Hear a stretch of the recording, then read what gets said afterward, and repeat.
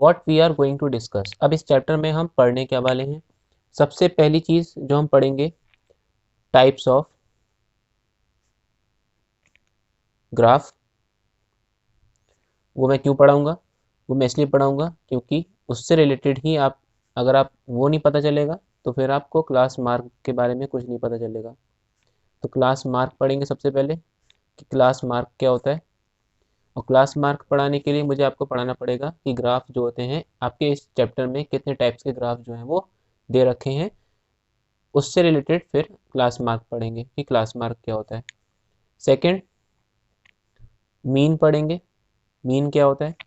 Third, median के बारे में जानेंगे, मीडियन क्या, कैसे निकालते हैं मीडियन। फोर्थ, मोड क्या होता है, कैसे फाइंड करते हैं, पढ़ेंगे इसके बारे में। और लास्ट, रेंज क्या होती है। ठीक है, तो सबसे पहली चीज़, types of graph. Types of graph. आपके सिलेबस में जो चैप्टर 14 स्टैटिस्टिक्स दे रखा है उसमें आपके टोटल 3 टाइप के ग्राफ दे रखे हैं। सबसे पहला ग्राफ है बार ग्राफ, फिर है आपका हिस्टोग्राम, एंड थर्ड है फ्रीक्वेंसी पॉलीगन। ये 3 टाइप के ग्राफ दे रखे हैं आपकी बुक में। सबसे पहला है यहाँ पे बार ग्राफ। अब बार ग्राफ सबको पता होगा, जिनको नहीं पता वो देख लो। बार ग्राफ का मैं एग्जांपल देता हूँ। जैसे आपके क्लास में, क्लास 9th की बात कर रहा हूँ मैं, मान लो आपके क्लास में टोटल 40 स्टूडेंट्स हैं। ठीक, अब 40 स्टूडेंट्स में से हर एक बच्चे का बर्थडे जो होता है वो किसी ना किसी मंथ में आता है, राइट। तो हमारे पास टोटल 12 मंथ्स हो गए, जिनमें 40 स्टूडेंट्स का जो बर्थडे होगा वो डिवाइडेड होगा। अब मैंने एक ग्राफ बनाया इस टाइप से।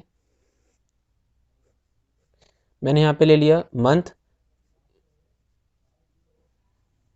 जब आप ग्राफ देखोगे तो ग्राफ में कॉलम्स बने होते हैं वहाँ पे। ऐसे ही मैंने, अब यहाँ पे तो कॉलम्स नहीं बना सकता तो इसलिए मैंने यहाँ पे लाइन बना दी। ये होती है एक्स एक्सिस और ये होती है Y axis. X dash, Y dash, बीच में होता है आपका ओरिजन। अब फॉर एग्जांपल जैसे मान लो 1 2 3 4 5 6 7 8 9, ये है आपका नंबर ऑफ स्टूडेंट्स और ये है आपका ईयर।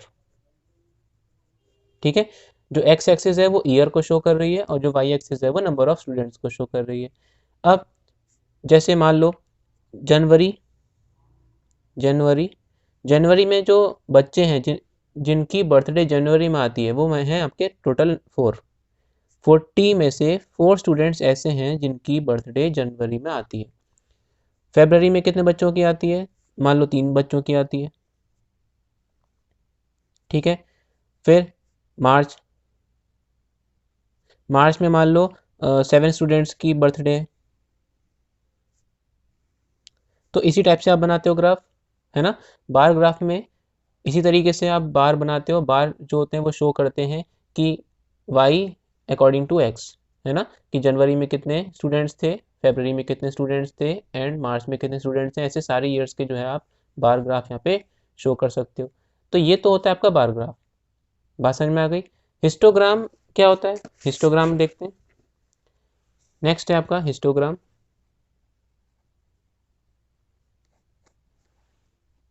एग्जाम्पल लेता हूँ मैं।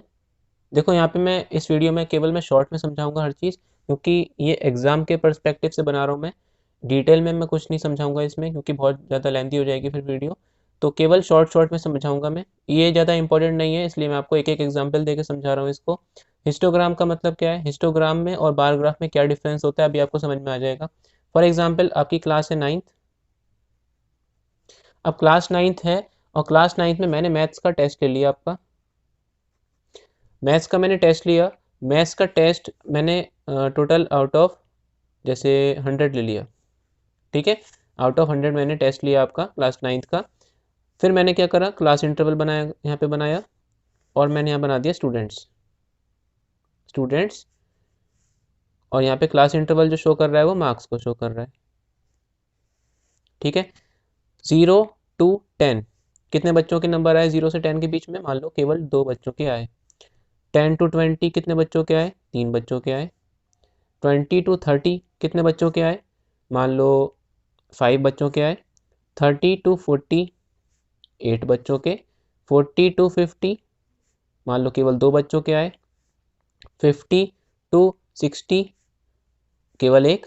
60 to 70 मान लो 5 बच्चों के आए। तो इस तरीके से मैंने खूब सारे जो है यहाँ पे नंबर लिख लिए, 70 to 80, 80 to 90, 90 to 100, है ना। इसी को तो क्लास इंटरवल बोलते हैं। और स्टूडेंट्स जो हैं वो यहाँ पे फ्रीक्वेंसी का काम कर रहे हैं, फ्रीक्वेंसी का काम कर रहे हैं कि 0 से 10 के बीच में इतने बच्चों के नंबर आए, 10 से 20 के बीच में इतने नंबर के, इतने स्टूडेंट्स के नंबर आए। तो जब मैं इसको ग्राफ में शो करूँगा तो मैं कैसे शो करूँगा? मैंने क्या करा, एक एक्स एक्सिस बना ली और एक वाई एक्सिस बना ली।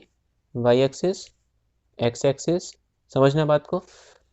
जब मैं इसका ग्राफ प्लॉट करूँगा तो मैं कैसे प्लॉट करूँगा? मैंने यहाँ पे एक्स एक्सिस पे क्लास इंटरवल ले लिया, 0, 10, 20, 30, 40, 50, 60, 70। ठीक है, ये है आपके मार्क्स। और यहाँ पे मैंने ले लिए स्टूडेंट्स। स्टूडेंट्स स्टूडेंट्स की जो संख्या है वो बहुत कम है, मतलब कि 1 2 3 4 5 6 7 8 9, इस तरीके से मैंने स्टूडेंट्स ले लिए वाई एक्सिस पे, और एक्स एक्सिस पे ले लिए मैंने मार्क्स। अब यहाँ पे दे रखा है कि 0 से 10 जो नंबर आए थे वो केवल 2 बच्चों के आए थे। तो जब मैं इसका ग्राफ प्लॉट करूंगा तो मैं कैसे करूंगा? देखो, 0 से 10 केवल 2 बच्चों के नंबर आए तो मैं इसको ग्राफ में इस तरीके से प्लॉट कर दूंगा। मेरा बार ग्राफ जो है वो इस तरीके से 2 पर जाएगा। उसके बाद मैंने देखा कि 10 से 20 कितने बच्चे हैं? 3 बच्चे हैं। तो जब मैं 10 से 20 का ग्राफ बनाऊंगा तो यहाँ पे मैं गैप नहीं दूंगा बिल्कुल भी, 10 से स्टार्ट कर दूंगा। देखो 10 से 20 केवल 3 बच्चे हैं, मैं ऐसे ग्राफ बना दूंगा इसका एकदम सटा के इसके साथ।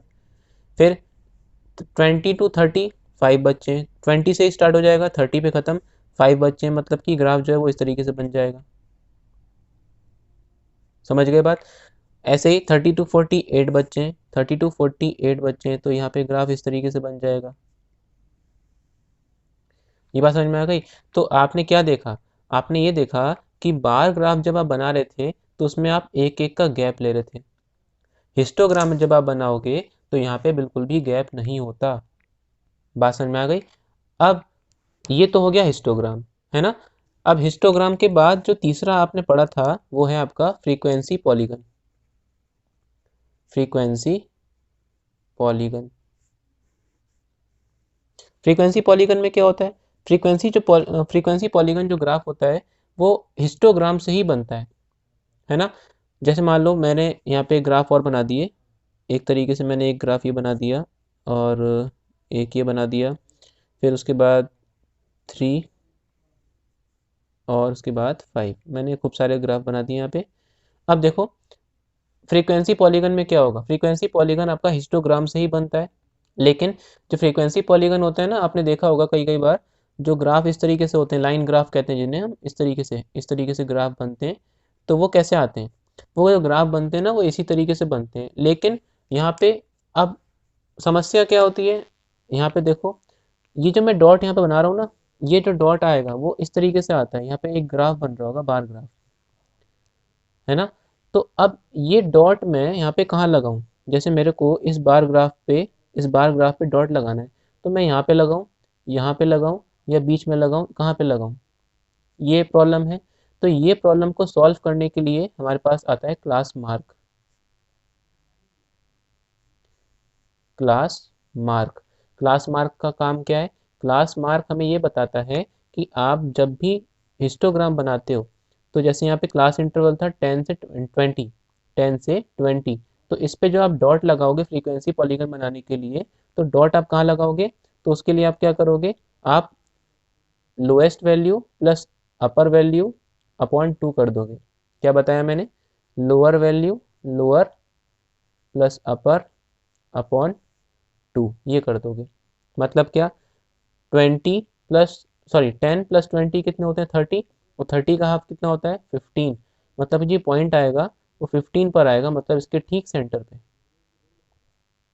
समझ में आ गई? ऐसी यहाँ पे बताओ, यहाँ पे मैं पॉइंट कहाँ लगाऊँ, यहाँ लगाऊँ, यहाँ लगाऊँ या बीच में लगाऊँ? 20 और 30 मिलके कितने हो गए? 50, और 50 का हाफ कितना होता है? 25। मतलब कि 25 ये वाला पॉइंट हो गया, और 25 यहाँ पे ग्राफ में कहाँ आएगा? यहाँ पे आ जाएगा। मतलब जितने भी बार ग्राफ बनेंगे हिस्टोग्राम में, उन सब के सेंटर पॉइंट को हम डॉट से शो कर देंगे। और जब हम इसका फ्रीक्वेंसी पॉलीगन बनाएंगे, तो उसमें हम क्या करेंगे? इन डॉट्स को आपस में ज्वाइन कर देंगे इस तरीके से। ये बात समझ में आ गई? तो हमारे पास इस तरीके से जो लाइन ग्राफ आएगा, ठीक है, उसे हम क्या बोलते हैं? फ्रीक्वेंसी पॉलीगन बोलते हैं। तो जो क्लास मार्क आया, ये जो शब्द यूज हुआ क्लास मार्क, ये क्यों यूज हुआ? ये इसीलिए यूज हुआ क्योंकि जब आप फ्रीक्वेंसी पॉलीगन बनाते हो, तो फ्रीक्वेंसी पॉलीगन बनाने के लिए आपको डॉट्स की जरूरत पड़ती है यहाँ पे। अब डॉट आप कहाँ लगाओगे? बार पे किधर लगाओगे? इस कॉर्नर पे लगाओगे, इस कॉर्नर पे लगाओगे, तो इस लाइन पे कहाँ लगाओगे? क्योंकि यहाँ पे हर एक पे 8 ही आना है। तो ये डिसाइड कौन करता है? क्लास मार्क डिसाइड करता है। क्लास मार्क में हम क्या करते हैं? उस ग्राफ, उस बार के अकॉर्डिंग जो आपके क्लास इंटरवल है, उसमें आप लोअर प्लस अपर वैल्यू को ऐड करके 2 से क्या कर देते हो? डिवाइड कर देते हो। जैसे अगर मेरे को क्लास मार्क 50 और 60 का निकालना होगा, तो मैं क्या करूँगा? 50 प्लस 60 अपॉन 2 कर दूंगा, तो कितना आ जाएगा? 110 अपॉन 2, मतलब कि 55। तो 55 वाला जो पॉइंट होगा, वही आपका डॉट जो है वो वहाँ पे बन जाएगा उस ग्राफ पे ऊपर। समझ में आ गया? तो क्लास मार्क क्या होता है? लोअर वैल्यू प्लस अपर वैल्यू किसकी? क्लास इंटरवल की, अपॉन 2। वहां से आपका क्लास मार्क निकल के आ जाएगा। समझ में आ गई बात? अब नेक्स्ट आता है आपका मीन। मीन मीन कैसे निकालते हैं? मीन निकालना बहुत ही ज़्यादा सिंपल है। मीन का जो फॉर्मूला होता है वो होता है sum of all observations upon total number of observations. Total number of observations क्या मतलब? फॉर एग्जाम्पल, मैंने आपको एक डेटा दिया, 2, 5, 3, 3, 0, 1, 2, 4 एंड 0 एंड 1। ये मैंने क्या करा? 1 2 3 4 5 6 7 8 9 10, मैंने क्या करा? मैंने आपको 10 ऑब्जर्वेशंस दिए, ठीक है। पहली ऑब्जर्वेशन क्या है? 2, दूसरी ऑब्जर्वेशन क्या है? 5, तीसरी ऑब्जर्वेशन क्या है? 3। एक तरीके से ऐसे समझ लो कि मैंने एक टीम है, जैसे आप एक टीम है जो गोल कर रही है। 10 मैच उसने खेले। पहले मैच में उसने 2 गोल करे, दूसरे मैच में उसने 5 गोल करे, तीसरे मैच में उसने केवल 3 गोल करे, चौथे मैच में केवल 3 गोल करे, और पांचवें मैच में उसने गोल ही नहीं करा। तो इस तरीके से उसने 10 मैच खेले, और 10 मैच में उसके नंबर ऑफ गोल्स जो है वो दे रखे हैं। आपको क्या निकालना है? मीन निकालना है। तो आप मीन कैसे निकालोगे? मीन का फॉर्मूला क्या होता है? Sum of all observation upon total number of observation. मतलब कि सारी की सारी ऑब्जर्वेशंस को आप ऐड कर लोगे,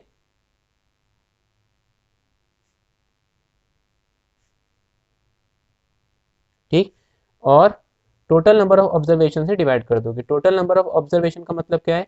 कितनी है टोटल? ये 1 2 3 4 5 6 7 8 9 10। तो टोटल 10 ऑब्जर्वेशन हैं। तो आप इसको सॉल्व करोगे तो आपका मीन आ जाएगा। जरा सॉल्व करो, बताओ कितना आ गया? ये आ जाएगा आपका 21/10। सॉल्व करोगे तो आ गया 2.1। तो मीन आ गया आपका 2.1।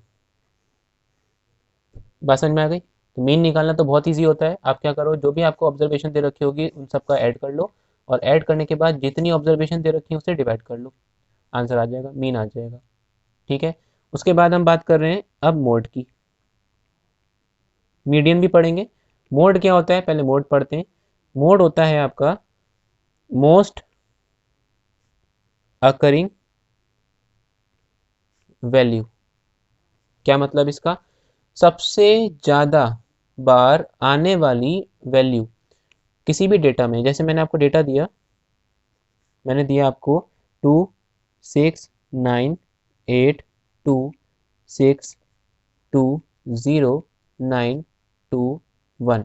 ये मैंने आपको डेटा दिया, ठीक है। अब आपको बताना है इसमें मोड क्या होगा।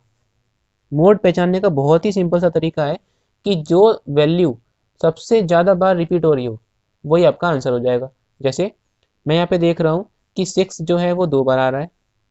अच्छा, और 2 जो है, देखो 2 एक बार, 2 बार, 3 बार और 4 बार। सबसे ज़्यादा बार कौन आया? 2 आया।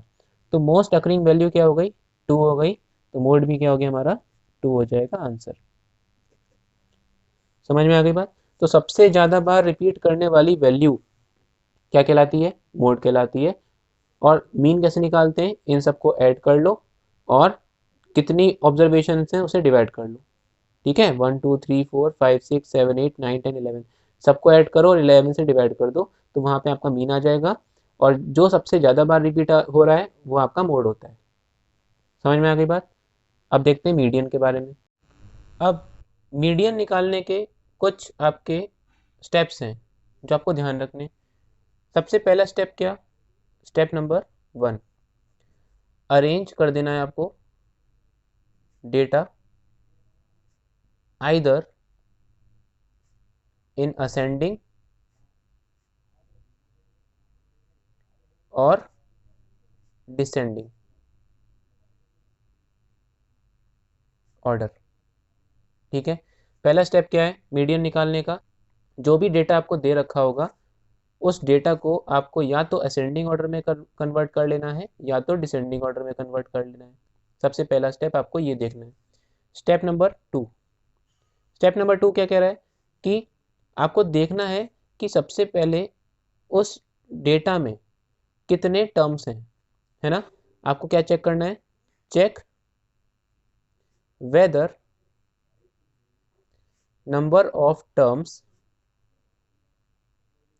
जिसे हम n से डिनोट करते हैं, इज इवन और ऑड। मतलब क्या कि आपको ये देखना है कि जो भी डेटा आपको दिया जाएगा वो डेटा में जो टर्म्स हैं, जो नंबर ऑफ टर्म्स हैं 10 20 30 जितने भी हैं, वो इवन है या ऑड है। मतलब 30 टर्म्स हैं तो 30 इवन है या ऑड है, 20 टर्म्स हैं तो 20 इवन है या ऑड है, ये आपको चेक करना है। ठीक है, फिर उसके बाद आपको मीडियन निकाल देना है। ठीक है, तो मीडियन निकालने के दो मेथड हो गए। मीडियन, पहला केस, दो केस बनेंगे यहाँ पे, व्हेन n इज ऑड। पूरा फॉर्मूला डिराइव कराऊंगा मैं आपको, अच्छी तरीके से समझ में आ जाएगा आपको, तो बिल्कुल ध्यान से देखना। n की वैल्यू जब ऑड होगी, फॉर एग्जाम्पल एग्जाम्पल नंबर 1, मेरे को क्या निकालना है? मीडियन निकालना है। मीडियन होता क्या है एक्चुअल में? देखो मीडियन जो होता है ना उसे हम बोलते हैं मिडल मोस्ट वैल्यू। मतलब जो भी डेटा आपको दिया जाएगा उसके ठीक सेंटर पॉइंट पे कौन सा वैल्यू आ रही है। ठीक है, आपको जो भी डेटा दिया जाएगा उसके ठीक बीच में कौन सा नंबर है वो आपको बताना है। वही आपका मीडियन होता है। मीन क्या होता है? टोटल कर दो, total number of observation upon number of observation, है ना? मोड क्या होता है? जो टर्म सबसे ज़्यादा बार रिपीट हो रहा हो वो आपका मोड है। और मीडियन क्या होता है? पूरे डेटा को जब आप असेंडिंग ऑर्डर में कन्वर्ट कर लोगे तो बीच में कौन आएगा वो आपका मीडियन होता है। समझ में आ गई बात? अब डिपेंड करता है कि एन ऑड है या एन इवन। एन क्या चीज़ है? फॉर एग्जांपल देता हूँ आपको, समझ में आएगा। जैसे मैंने एग्जांपल लिया 10, उसके बाद मैंने ले लिया 9 और उसके बाद 8।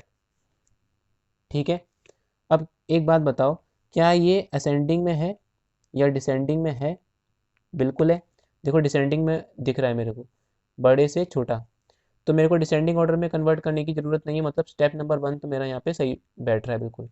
Second number, step number second क्या कहता है मेरे से कि मेरे को चेक करना है कि क्या एन इवन है या ऑड है। तो मैं यहाँ पे देख रहा हूँ कि एन जो है, एन क्या है यहाँ पे 1 2 3, मतलब कि एन की वैल्यू यहाँ पे 3 है। तो एन है कि हमारा ऑड है, मतलब नंबर ऑफ टर्म्स 3 है, मतलब 3 हमारा ऑड है। तो ऑड के केस में मीडियन निकालना बहुत ही ईजी होता है। क्या होता है? बहुत ज़्यादा ईजी। मीडियन का मतलब क्या है? मिडिल मोस्ट वैल्यू, मतलब बीच में सबसे कौन सी वैल्यू आ रही होगी। तो बता दो मेरे को देख के कि इन तीनों में बीच में कौन आ रहा है? 9 आ रहा है। तो 9 हमारा आंसर हो गया, है ना? बहुत ईजी लग रहा होगा। चलो दूसरा एग्जाम्पल लेता हूँ। दूसरा एग्जाम्पल मैंने ले लिया 90, 91, 80, 85, 60, 65, 75 और 92 एंड 98। ठीक है, मैंने खूब सारे टर्म्स ले लिए यहाँ पे, ये मेरे को डेटा दे रखा है। अब मेरे को इसमें से बताना है कि सबसे बीच में कौन आ रहा होगा, है ना। तो हम क्या करेंगे, देखो सबसे पहले हम इसको असेंडिंग में देखेंगे। स्टेप नंबर 1 ध्यान रखना हमेशा, या तो इसको असेंडिंग में कर लो या तो इसे डिसेंडिंग में कर लो। यहाँ लिखेंगे असेंडिंग ऑर्डर। बताओ सबसे छोटा कौन, 60, फिर 65, 60 फिर 65, उसके बाद कौन, 65 के बाद 70 की लाइन में 75, फिर 75 के बाद 80, 80 के बाद है आपका 85, 85 फिर 90, 91, 92, 98, 1 2 3 4 5 6 7 8 9, 3 3 6 3 9। ठीक है, अब देखो हमारा पहला स्टेप कंप्लीट हो गया, डेटा को असेंडिंग ऑर्डर में या डिसेंडिंग ऑर्डर में कन्वर्ट करना वो हमने कर लिया। सेकंड स्टेप में क्या कह रहा है कि नंबर ऑफ टर्म्स चेक करने हैं कि क्या इवन है या ऑड। नंबर ऑफ टर्म्स मतलब 1 2 3 4 5 6 7 8 9, तो यहाँ पे n की वैल्यू कितनी है, 9 है, मतलब कि हमारा ऑड है।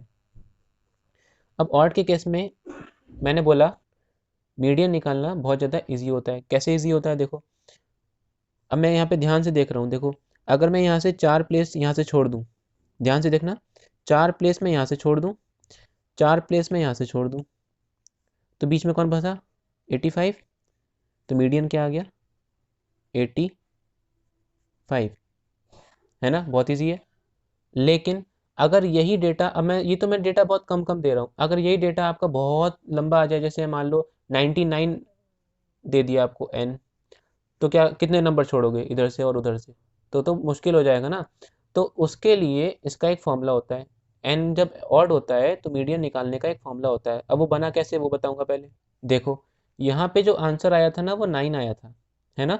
अब 9 जो है वो असेंडिंग डिसेंडिंग ऑर्डर में कौन सी प्लेस पर है, देखो यहाँ पे n इज इक्वल टू 1 था, यहाँ पे n इज इक्वल टू 2 था और यहाँ पे n इज इक्वल टू 3 था।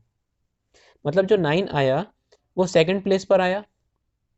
समझना बात को मैं क्या समझाना चाह रहा हूँ, 9 जो आया वो हमारा सेकंड प्लेस पर आया, राइट। मतलब क्या कि सेकंड प्लेस वाला टर्म हमारा मीडियन हो जाता है जब n की वैल्यू 3 आती है तो। समझ गए बात। इसी तरीके से यहाँ चेक करो, 85 जो आंसर आया था वो कौन सी प्लेस पे था, 1 2 3 4 5, मतलब फिफ्थ प्लेस पे 85 था। तो मतलब फिफ्थ प्लेस वाला हमारा मीडियन था जब n की वैल्यू कितनी थी, 9 थी। तो क्या कोई रिलेशन बन रहा है, आपने क्या देखा, सेकंड टर्म वाला मीडियन आया जब n इज इक्वल टू 3 था, मतलब 3 से एक कम, है ना। क्या यहाँ पे भी ऐसा रिलेशन बन रहा है क्या, 9 से एक कम 5 तो नहीं होता, तो वो तो फेल हो गया। अब देखो अगर मैं यहाँ पे टोटल नंबर ऑफ ऑब्जर्वेशन में, मतलब कि n इज इक्वल टू 3 में 1 ऐड कर दूं, है ना, तो 4 आ जाएगा। और उस 4 का मैं हाफ कर दूं तो मेरा 2 आ जाएगा। अगर मैं 3 प्लस 1 अपॉन 2 करता हूँ तो मेरे को सेकंड प्लेस मिलेगी नहीं मिलेगी, बताओ। n प्लस 1 अपॉन 2, मतलब 3 प्लस 1 करेंगे तो 4 आ जाएगा, और 4 अपॉन 2 क्या होता है, 2 होता है, मतलब कि सेकंड प्लेस। समझ में आ गई बात। इसी तरीके से यहाँ देखो n इज इक्वल टू कितना है, 9 है, तो अगर मैं 9 में 1 जोड़ के 2 से डिवाइड कर दूँ तो क्या मुझे फिफ्थ प्लेस मिल रही है। देखो 9 प्लस 1 कितना है, 10, और 10 अपॉन 2 क्या होता है, 5, मतलब कि मुझे 5 मिल रहा है, मुझे फिफ्थ प्लेस मिल रही है। तो समझ में आ गया ना मीडियन कैसे निकालते हैं। जब भी आपका n ऑड होता है तो आप मीडियन निकालने का सबसे बढ़िया तरीका क्या है, मीडियन निकालने का सबसे बढ़िया तरीका क्या है कि जो भी आपका n दे रखा होगा ना उसमें आप 1 ऐड करो और 2 से डिवाइड कर दो, है ना। जो प्लेस आएगी उस प्लेस पे जो भी नंबर होगा वो आपका आंसर हो जाएगा। समझ गए बात, क्या बताया मैंने। जैसे अगर मैं ये चीज़ यहाँ पे अप्लाई करता हूँ तो यहाँ पे n की वैल्यू कितनी है, 1 2 3 4 5 6 7 8 9, n की वैल्यू 9 है जो ऑड है। तो ऑड के केस में आप क्या करोगे, 9 में 1 जोड़ोगे, 9 में 1 जोड़ा तो कितना आ जाएगा, पहले यहाँ लगा दो, चलो 9 प्लस 1 अपॉन 2, 2th टर्म जो भी आएगा वो हमारा आंसर हो जाएगा, है ना। तो यहाँ पे जब हम लगाएंगे तो 9 + 1 करेंगे तो 10 हो जाएगा, 10/2 मतलब कि 5। तो फिफ्थ टर्म हमारा आंसर हो जाएगा। फिफ्थ टर्म हम काउंट कर लेंगे, 1 2 3 4 5। तो फिफ्थ टर्म हमारा आंसर हो जाएगा, मतलब कि हमारा मीडियन हो जाएगा। समझ में आ गई बात? चलो मुझे इस एग्जाम्पल में करके बताओ ज़रा। देखो, ये मैंने डेटा ले लिया, ठीक है, असेंडिंग ऑर्डर में कन्वर्ट कर लिया, पहला स्टेप मैंने कंप्लीट कर लिया। अब मैं चेक करूंगा कि एन यहाँ पे इवन है या ऑड है। तो मैं जब काउंट करूंगा तो क्या पता चला, देखो 1 2 3 4 5 6 7 8 9 10 11। तो यहाँ पे मेरे को एन की जो वैल्यू मिली वो क्या है, 11, जो ऑड है ना। तो ऑड के केस में आप मीडियन कैसे निकालते हो? मीडियन कैसे निकालते हो? एन में 1 जोड़ के 2 से डिवाइड कर देते हो, और उस प्लेस पे जो भी नंबर आता है वो आपका आंसर हो जाता है ना। तो n+1/2th टर्म, मतलब n की जगह पे क्या लगाओगे, 11 लगा दोगे। चलो लगाओ 11, 11 + 1/2 th टर्म कितना आ गया, 11 + 1 करोगे तो क्या आएगा, 12/2। 12/2 मतलब 6। तो यहाँ पे सॉल्व करने पे आया सिक्स्थ टर्म। और सिक्स्थ टर्म है कौन सी आपकी, जरा काउंट करो, 1 2 3 4 5 6। तो सिक्स्थ टर्म कौन सी आ गई हमारी, 3। तो 3 हमारा मीडियन हो जाएगा, आंसर हो जाएगा। समझ में आ गया मीडियन कैसे निकालते हैं? बहुत ही सिंपल सा है। फॉर्मूला कैसे आया समझा दिया मैंने। अब देखो यहाँ पे जो फिफ्थ टर्म आया वो हमारा 3 आया, राइट। तो आप ऐसे भी कर सकते थे कि यहाँ से 5 छोड़े, यहाँ से 5 छोड़े, लेकिन वो जो मेथड है ना, वो हर जगह अप्लाई आप नहीं कर सकते। अगर डेटा बहुत ज़्यादा आ जाएगा तो आप पता नहीं कर पाओगे कि लेफ्ट से हमें कितने छोड़ने हैं और राइट से हमें कितने छोड़ने हैं। तो सबसे बेस्ट तरीका क्या है कि जो भी एन आपको दे रखा है उसमें आप 1 ऐड करो और फिर 2 से डिवाइड कर दो। तो उस प्लेस पे जो भी नंबर होगा वो आपका आंसर हो जाएगा, ठीक है। ये तो हुआ n is equal to odd वाला केस। अब हम बात करेंगे n is equal to even वाले केस में। सेकंड केस है हमारा case number 2, when n is even, ठीक है। जब n जो होगा वो हमारा इवन होगा, तो इवन के केस में हम क्या करेंगे। फॉर एग्जांपल मैं एग्जांपल लेता हूँ, आपका डेटा दे रखा है आपको, जैसे 1 2 3 5 एंड 8, ठीक है। मैंने इसको पहले से ही असेंडिंग ऑर्डर में कर लिया है। तो मेरे पास डेटा दे रखा है, एक और नंबर ले लेते हैं यहाँ पे 9, ठीक है। तो ये डेटा दे रखा है। अब यहाँ पे मुझे बताओ कि n की वैल्यू क्या है। n क्या होता है, नंबर ऑफ ऑब्जर्वेशंस। तो नंबर ऑफ ऑब्जर्वेशन क्या है, 1 2 3 4 5 6, मतलब कि यहाँ पे जो n है वो 6 है, जो कि एक इवन नंबर है। समझ गए बात? तो जब n इवन है तो इवन के केस में जो हमारे मिडिल टर्म्स होते हैं वो 2 आते हैं। कैसे आते हैं देखो, अगर आप मिडिल टर्म ओरली देख देख के मतलब बताना चाहोगे तो कैसे बताओगे। देखो, अगर मैं यहाँ से 3 छोड़ देता हूँ, ध्यान रखना, अगर मैं यहाँ से 3 छोड़ दूँ मतलब कि यहाँ इतने गैप कर दूँ और 3 यहाँ से छोड़ दूँ, तो क्या बीच में कुछ बचा, बीच में तो कुछ भी नहीं बचेगा। तो अगर मैं पीछे पीछे से 2 छोड़ दूँ और आगे से भी 2 छोड़ दूँ, तो बीच में कितने नंबर बचे, टोटल 2। तो मीडियन जो होता है जब n इवन होता है हमारा, तो उस केस में हमारे पास बीच में 2 नंबर बचते हैं, है ना। तो यहाँ पे जो मीडियन आएगा वो आ जाएगा हमारा 3, है ना, और 5। अब 3 और 5 2 नंबर आए, लेकिन हमें तो केवल एक ही चाहिए। मीडियन का मतलब केवल एक ही नंबर होता है। तो एक नंबर कैसे निकालेंगे, आप क्या करोगे, इनका मीन निकाल दोगे। मीन कैसे निकालोगे, इन दोनों को ऐड करोगे और 2 से क्या कर दोगे, डिवाइड कर दोगे। समझ गए बात, मैंने क्या बताया। मीडियन निकालने के लिए जब n हमारा इवन होता है तो आप हमेशा बीच में 2 वैल्यूज़ दिखेंगे आपको जो मीडियन की जगह पे आएंगी, लेकिन मीडियन हमेशा एक ही नंबर आप निकालोगे। तो उन 2 में से एक निकालने के लिए आप क्या करोगे, उन दोनों को ऐड करके 2 से डिवाइड कर दोगे, तो आपका मीडियन आ जाएगा। अब इस केस में अगर आप मीडियन देखोगे तो कितना आ जाएगा, 5 + 3 कितना होता है, 8, और 8 का हाफ क्या होता है, 4। तो मीडियन आ जाएगा हमारा 4। लेकिन ये तो मैंने ओरली करा। अगर मैं इसी को फॉर्मूला बेस्ड बनाना चाहूँ तो क्या करूँगा। देखो, मैंने क्या देखा कि बीच की 2 वैल्यूज़ मिली मेरे को, एक तो 3 और एक 5, है ना। 3 जो है वो थर्ड प्लेस पर है, ये फर्स्ट प्लेस है, ये सेकंड प्लेस है, थर्ड प्लेस एंड ये फोर्थ प्लेस। ध्यान से समझना, 3 जो है वो हमारी थर्ड प्लेस पर है और 5 जो मिला मेरे को यहाँ पे वो मेरा को फोर्थ प्लेस पर मिला, है ना। तो क्या 3 का कोई रिलेशन, देखो इसे मैं ऐसे लिख सकता हूँ 1/2 3, 3 तो मेरा टर्म है ना, 3 प्लेस पे कौन सा है, 3 हमारा प्लेस है थर्ड प्लेस पर, तो मैं यहाँ पे लिख दूंगा थर्ड प्लेस। और 5 जो है वो मेरा कौन सा प्लेस पर है, फोर्थ प्लेस पर है, तो मैं यहाँ पे क्या लिख दूंगा, फोर्थ प्लेस। ये ऐसे समझो 1/2 थर्ड प्लेस मतलब कि थर्ड टर्म, फोर्थ प्लेस मतलब कि फोर्थ टर्म, उस डेटा का थर्ड टर्म और उस डेटा का फोर्थ टर्म मैंने ऐड करा और 2 से डिवाइड कर दिया, यही मतलब है इसका। अब देखो थर्ड टर्म में 3 मुझे कैसे मिला होगा, क्या 3 का n इज इक्वल टू 6 से कोई रिलेशन है, साफ साफ दिख रहा है कि 3 जो है वो 6 का क्या है, हाफ है। तो मैं इसकी जगह पे क्या ये लिख सकता हूँ n/2, बोलो n/2 मतलब कि 6/2 ऐसे समझ लो भी, 6/2 2th टर्म लिख सकता हूँ इसकी जगह पे, बिकॉज सॉल्व करने के बाद तो थर्ड ही टर्म आने वाला है ना। ऐसे ही थर्ड टर्म और थर्ड टर्म के जस्ट आगे वाला, समझ में आ गया, थर्ड टर्म तो चाहिए चाहिए और थर्ड टर्म के जस्ट आगे वाली प्लेस भी चाहिए, मतलब कि इसमें आप 1 भी जोड़ दो तो हमें अगली प्लेस मिल जाएगी।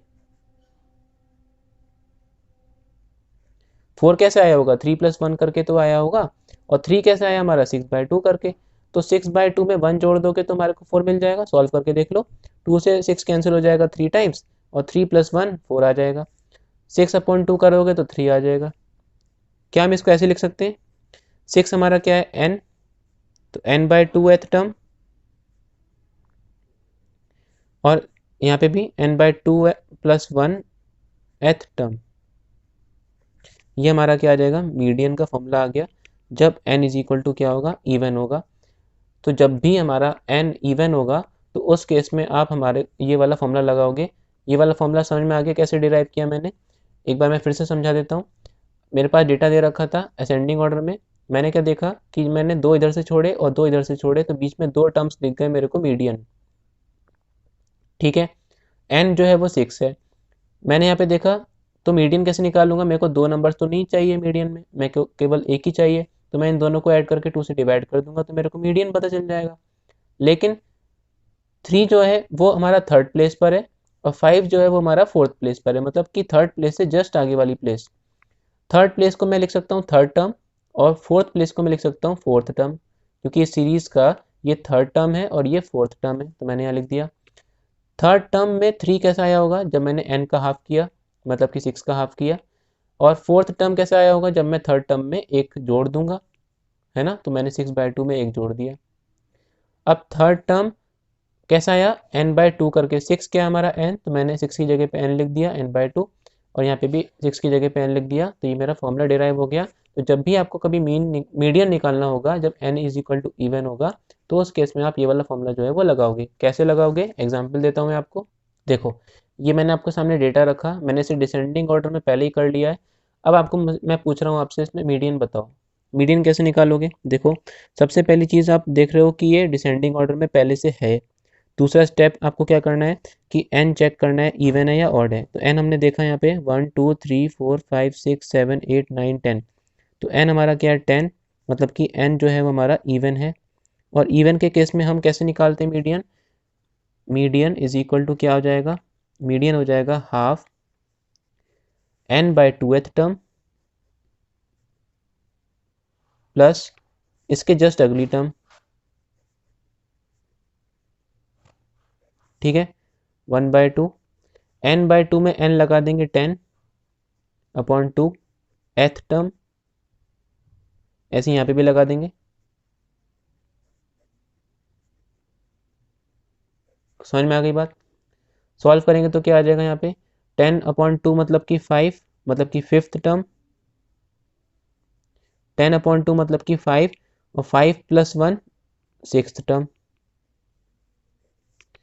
फिफ्थ टर्म मतलब क्या कि पांचवें नंबर पे कौन होगा, देखो 1 2 3 4 5, तो पांचवें नंबर पे कौन है 45, और सिक्स नंबर पे कौन है, सिक्स नंबर पे कौन है 40, और बाहर कौन लगा है 1/2।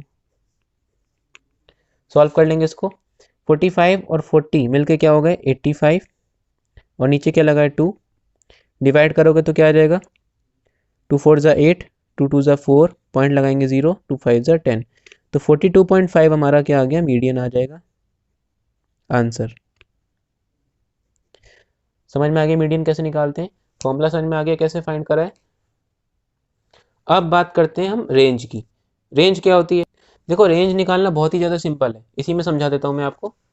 रेंज रेंज का जो फॉर्मूला होता है वो होता है आपका highest observation minus lowest observation.